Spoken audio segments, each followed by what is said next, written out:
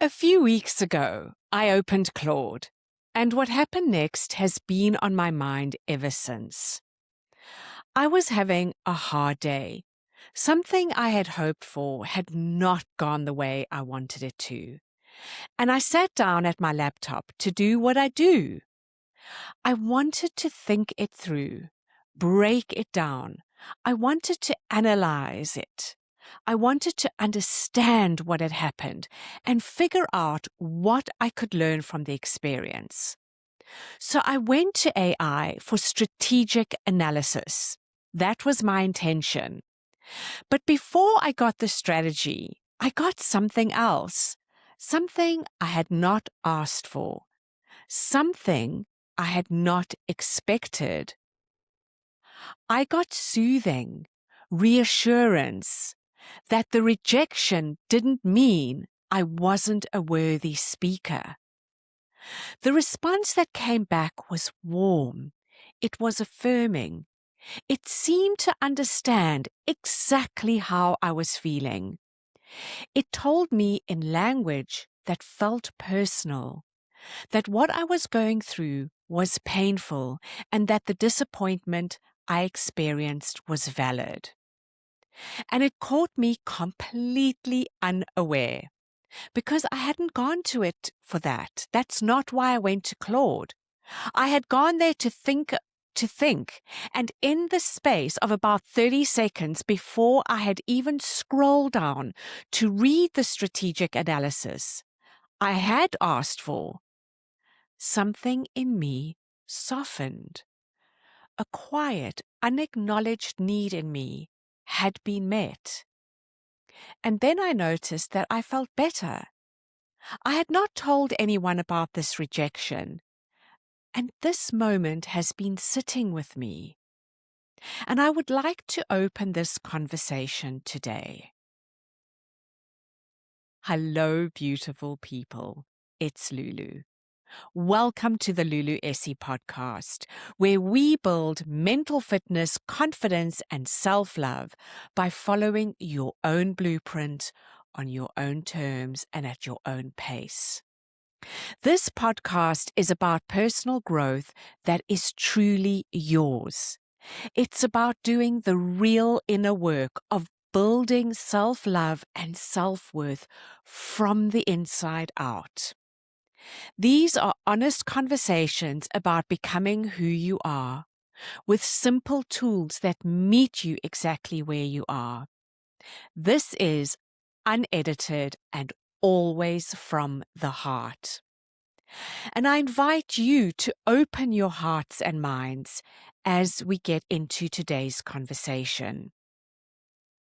This is Mental Health Awareness Month, and this is the third week of a series where I am asking one question every week. What should we be talking about that we are not talking about?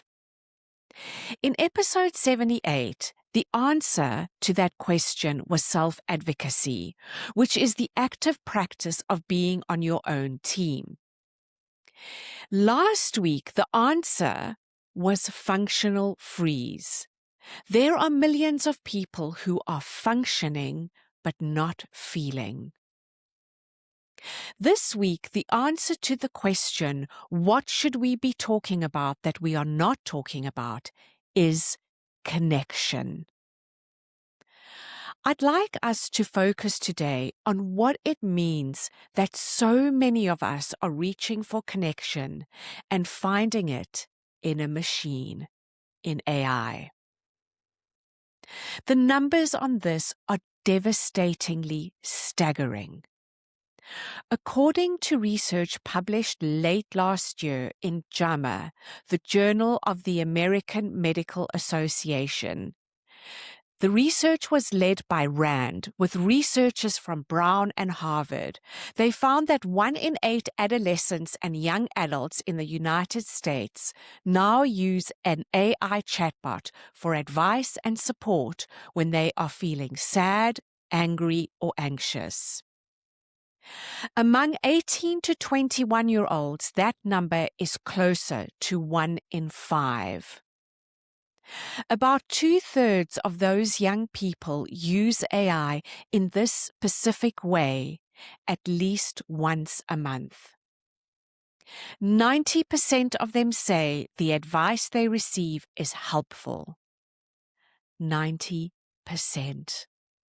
This is an enormously significant number, because that is not a story about people getting bad answers from AI.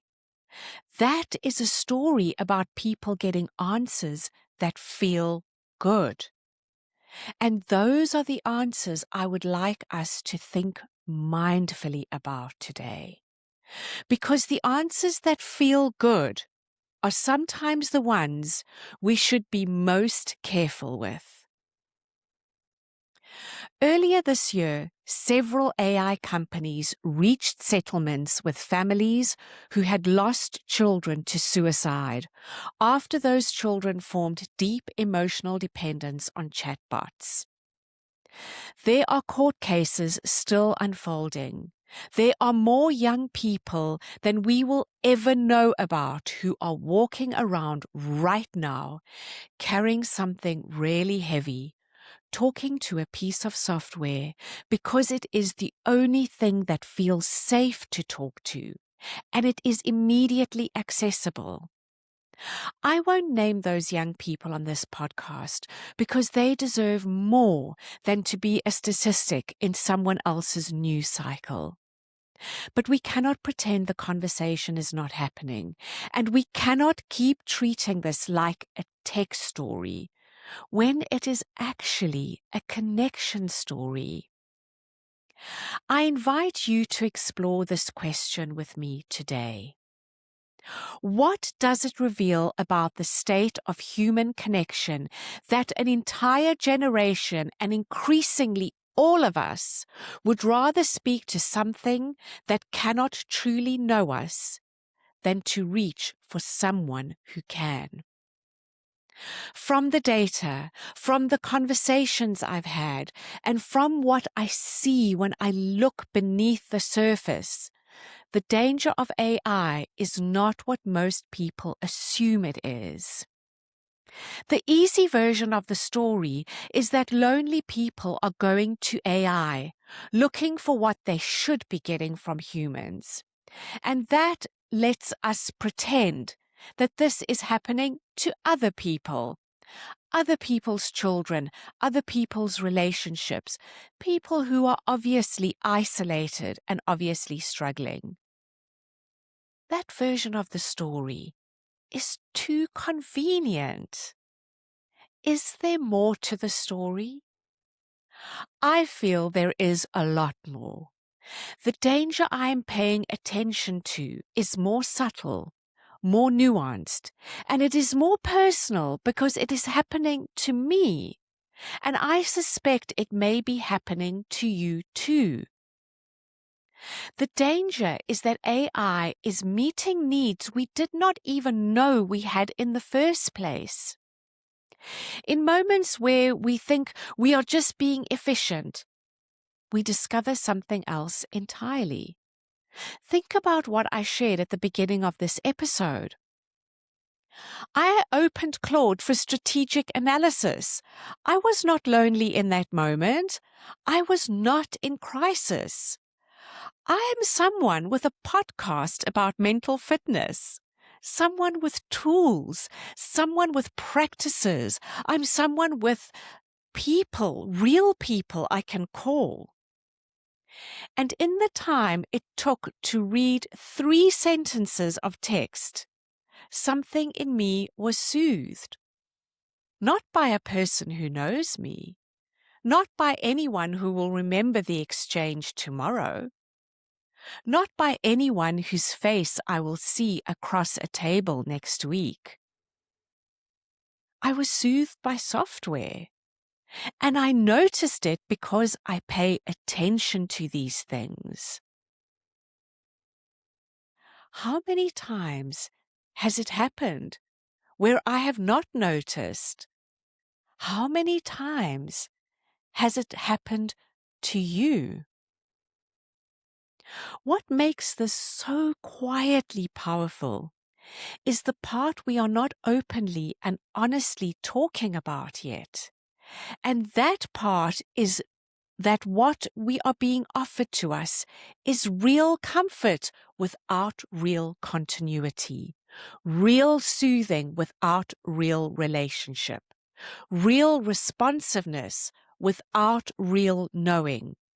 The comfort is not really pretend. When AI tells you that what you are feeling makes sense, something in your body does respond that is real. Anyone listening who has felt something from AI deserves to have that experience acknowledged, not dismissed. What is limited, though, is everything around that. There is no person on the other side who remembers your history. And I'm not talking about chat history or project knowledge. I'm talking about life history. There is no person who will think about the conversation later in the day and check in on you. There is no one who has been in your kitchen, who knows what your face looks like when you are not being honest about being fine, who can hear in your voice that something is off before you have even acknowledged it in yourself. The comfort offered is real, in a way, but the continuity is not. And this brings me directly back to self-love. Because real connection with another human requires us to first be able to be with ourselves. It asks us to know what we are feeling well enough to tell the truth about it. It asks us to be okay with the discomfort of being seen by someone whose response we cannot predict.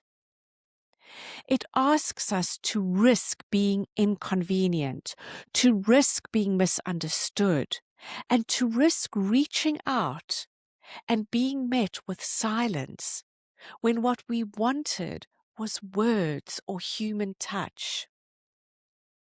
AI removes every single one of those risks. There is absolutely no inconvenience, no silence, no misreading, no moment where the other person is too tired to be there for you. What we do get is an immediate response, a response perfectly calibrated and instantly available. And that is exactly why it cannot give us what an human can give us. Because connection that costs nothing builds nothing. When we cannot be with ourselves, we reach for whatever is easiest. And right now, the easiest thing in the world is a chatbot that will tell us in the most beautifully crafted language we have ever read that what we are feeling makes sense and that we are not alone. The problem is that we are alone in the exchange.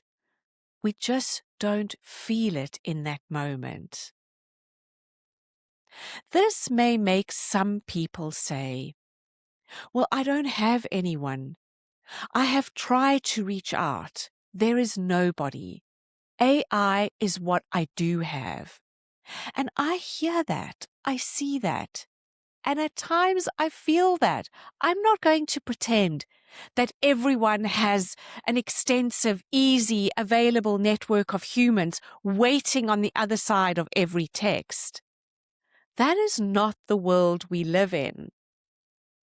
And if AI has been a bridge for you in a season where there has been very little else, I am not here to suggest that you need to take that bridge away right now.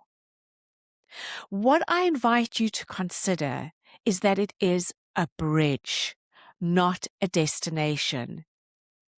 If AI is the only thing you have right now, let it be the thing for now. And underneath it, with whatever small capacity you have, start the slow, imperfect work of finding one human, just one, not a whole community, just one to start. You don't need a tribe or a circle, just one person. That is the work. And that is the work that AI cannot do for us. So I'd like to leave you with something for this week. I'm not going to ask you to delete your AI apps, and I'm not going to ask you or tell you that AI has no place in your life. I use AI, and I'll keep using it, learning about it, experimenting, implementing. The tools are useful, and pretending they are not is not a valid conversation to me. What I am going to ask you to do is something more smaller and more specific. The next time you find yourself reaching for an AI app to talk about how you are feeling, or to process something hard, or to make sense of a moment, before you type a single word, I invite you to pause just a beat. And in that pause, I invite you to try something else instead. Send a voice note to one person you feel safe with, even if it has been a while since you last spoke to that person. Aim for real, even if real is small. Something deeper happens when we hear a person's voice that does not happen when we read words in a text. Connection feels more accessible. The human voice carries warmth that a text cannot. It carries nuance. It carries presence. It carries the small imperfections of being a real person on the other end. And when we hear that voice, our nervous systems recognize it in a way that no chatbot can replicate, no matter how well calibrated its response.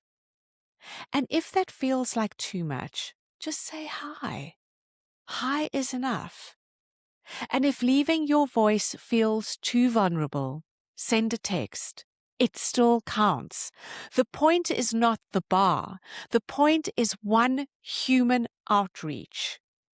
And if you're listening to this and have ever thought to yourself that nobody would really notice if you disappeared, I invite you to consider the very real possibility that you matter to people you do not yet realize you matter to. It might be people you have lost touch with, people you used to work with. It might be people you used to laugh with, people who think about you more often than they have told you. There is likely more warmth in your life than you can feel from where you are sitting right now. I can't prove it to you, but I invite you to act as though it might be true, even for one moment, even just long enough to send one voice note or one text, one hi. This is a conversation we should be having that we are not. And it's not a conversation about whether AI is good or bad. It's not about whether technology is winning or losing. The conversation is about what it really costs us when we allow real comfort without real continuity, when we allow that to become the substitute for the slower, harder, more imperfect and messy work of being known by another human being. Next week, we'll keep asking the same question. What should we be talking about that we are not talking about? Until then, this episode is also on my YouTube channel. And please subscribe and follow wherever you listen. Send this episode to one person you have been meaning to message anyway. Someone who came to mind while you were listening. It counts. What comes from the heart reaches the heart. And today, with a deep belief that real human connection is still available to all of us, this comes straight from my heart to yours.